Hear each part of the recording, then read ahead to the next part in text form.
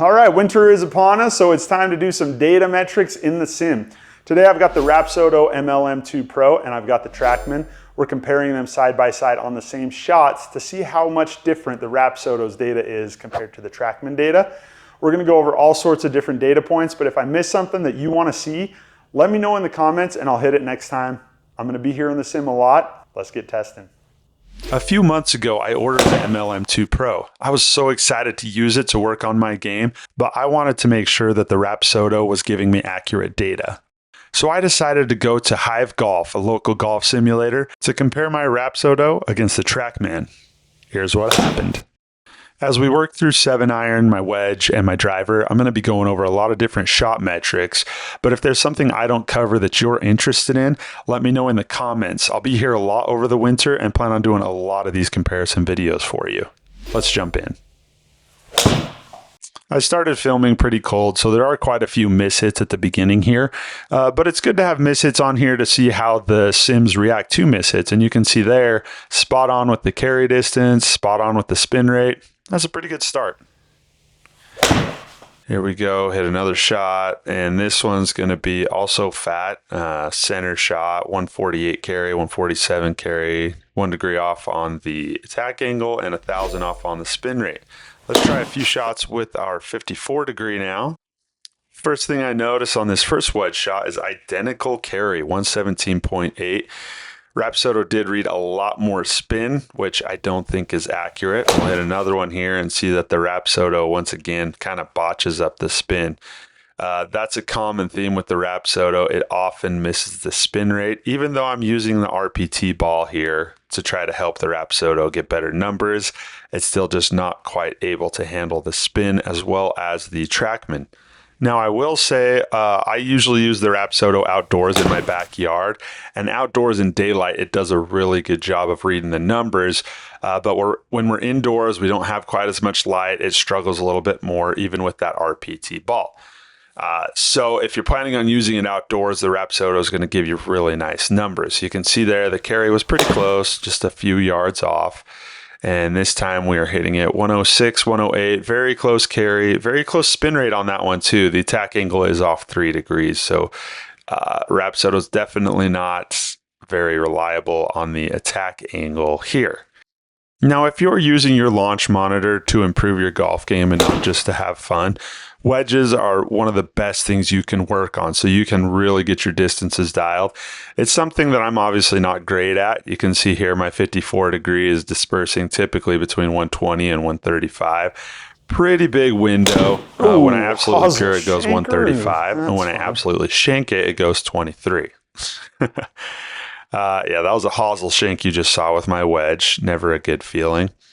Obviously not getting good data from a hosel shank, but we don't need data. We know we hosel shanked it. Let's move on. That's perfect. Effortless 130. There I hit one pretty clean. Spin rate spot on. Carry distance pretty stinking close. And that's an ideal shot for me with that club. If I can carry at 124 with my 54 degree, that means I just had a smooth, easy swing and did exactly what I wanted to. Oh, I tried to kill it again. I need to relax. And there you can see I let another one get away. A mishit there. Spin rate's off. Carry is 5 yards off. So not a great read there by the Rapsodo, but a mishit. Who really cares? And this was my first time going to an indoor golf sim in a couple of years, so it's good to remind yourself how bad you suck at golf sometimes. I hit that wedge shot super fat, and I was just out of sorts a little bit today. I had a lot of mishits going on. That one felt better. I hit a 120 right down the center, 9 degree attack angle, which is a little steep. I always come in a little steep.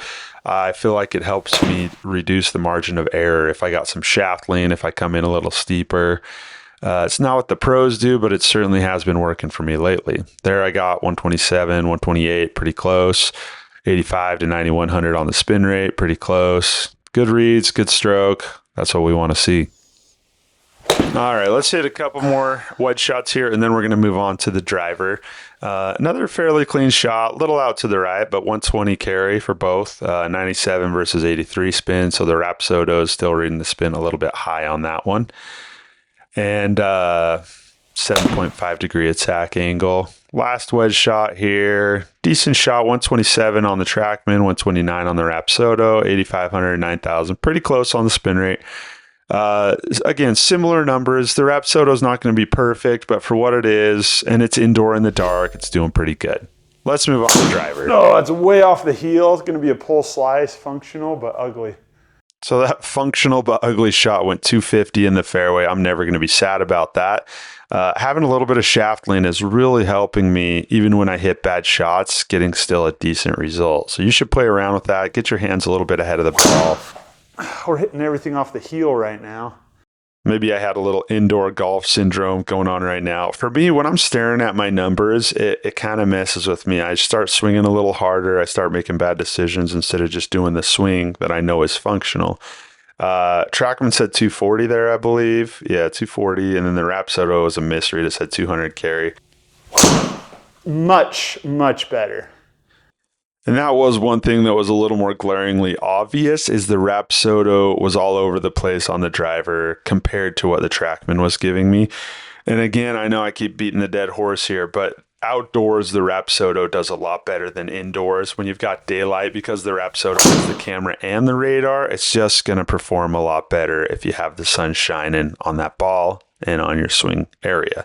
So here, Rapsodo said 210, Trackman said 233 carry, ball speed 144 versus 145, pretty close. Launch angle was a little higher on the Rapsodo. That felt wonderful. 280 carry, 13.4. That's just pretty ideal launch conditions there to get the most out of your swing speed. 104 club head speed and total over 300. That means you're optimizing launch conditions pretty well. This had 280 carry, so yeah, similar. Obviously, Rapsodo was a little high with the launch angle again with the 15 degrees. That was very common. Rapsodo was reading too high on the launch angle. But yeah, if you can get your launch angle around 13 degrees, get your spin around 2,000 with your driver, that's going to give you the most possible distance for the club head speed that you have. 104 club head speed to get the ball to go 300 total. That's pretty solid. Now I'm just going to hit a few more balls here. That one I kind of hit low on the heel and pulled it left. Not a great shot, but again, still 250 yards in the fairway. So functional. Ball speed was close. Launch angle about 1 degree off. Rapsodo was always 1 to 2 degrees off. So I feel like I could adjust the setup on the Rapsodo to make it get a better read. Again, 2 degrees off here on that sky ball, 21 degree launch angle, 7,000 spin rate. That ball's not going anywhere. 200 total, misread on the Rapsodo. That felt a lot better. 13 degree launch angle, straight as an arrow. I was getting a lot of spin with my driver today, and that's going to take a lot of distance off your shots. You want to aim to be around 2,000 on your spin, and the way you do that is swing up on the ball, not down on the ball.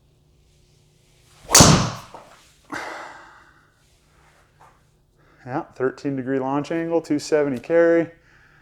Lower tee is a lot easier for me, so that's kind of the shot that's ideal for me right there. Like you heard me saying, if I tee it up too high, it starts to introduce a lot more problems. Everybody has unique things about their golf swing that's going to make them play better. The sim's going to allow you to explore that and play your best golf. It's winter now, so I'm going to be in the sim a lot. Let me know what data you want me to compare between Rapsodo and Trackman. I'm also going to be comparing Garmin against Trackman, Garmin against Rapsodo. Let me know what metrics you want to see with what clubs, and I'll make sure to make it happen.